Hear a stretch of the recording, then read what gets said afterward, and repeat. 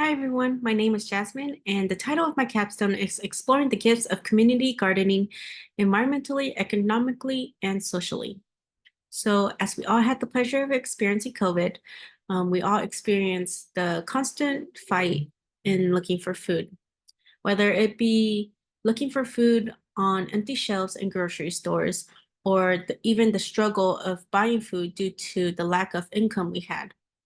And after COVID, we all experienced inflation and rise in prices in food as well, which all contributes to an increase in food insecurity within the past few years. To add on, the rise of population becomes a problem for demand when it comes to food supply, as this creates a demand for mass production from farmers, which is not the greatest. Which is where community gardening comes into play, as community gardening allows us to help relieve some of these problems, especially with the social, economically disadvantaged families. So my research aims to understand how community gardens can benefit us and how to proceed in trying to implement more gardens with nonprofit organizations. So my research question was, what are the challenges and benefits nonprofit organizations face when trying to address food insecurity? In order to answer this question, I interned with an organization called the Weed Warriors. And for those of you who don't know, Weed Warriors is a nonprofit organization that focuses on connecting more people to the environment. And they host many activities and projects, such as the wetland restoration they're currently working on. But during my time, the main goal for us was to help out at the New Shark Community Garden.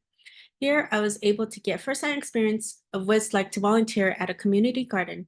And here, I was able to help maintain their garden conditions, such as pulling weeds or planting native plants. But I was able to get most of my answers or key findings through the interviews I conducted.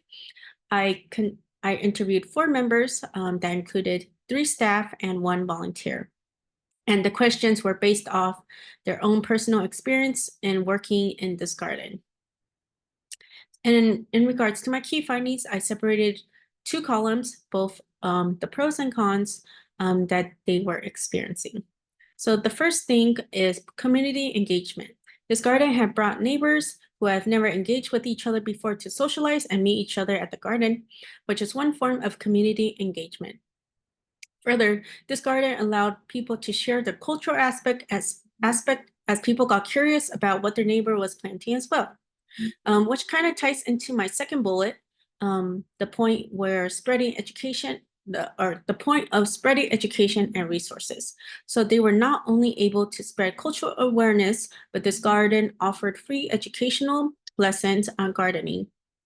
This garden also donates 2,000 to 3,000 pounds of food per year to their local food bank.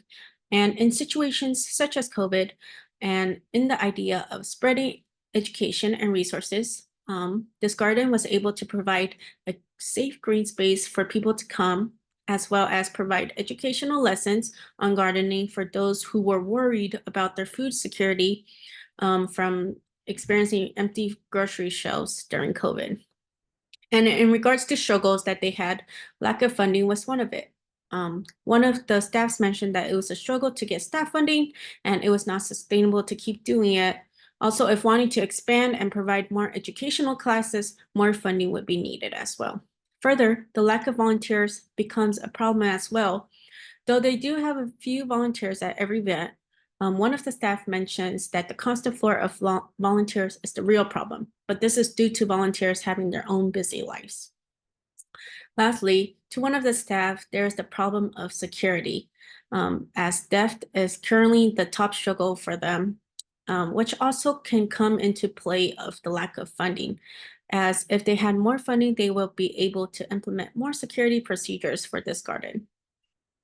In regards to implications, something that could be done is to spread awareness of how community gardens can benefit everyone and encourage the idea of volunteering or joining your local community garden in order to get that firsthand experience of how community gardens can benefit you.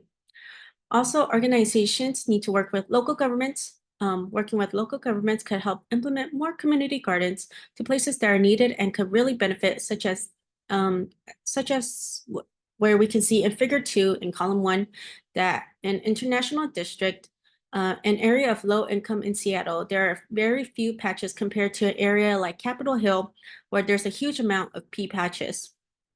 Lastly, nonprofit organizations should work with other organizations to collaborate and maximize the benefits community gardening could provide.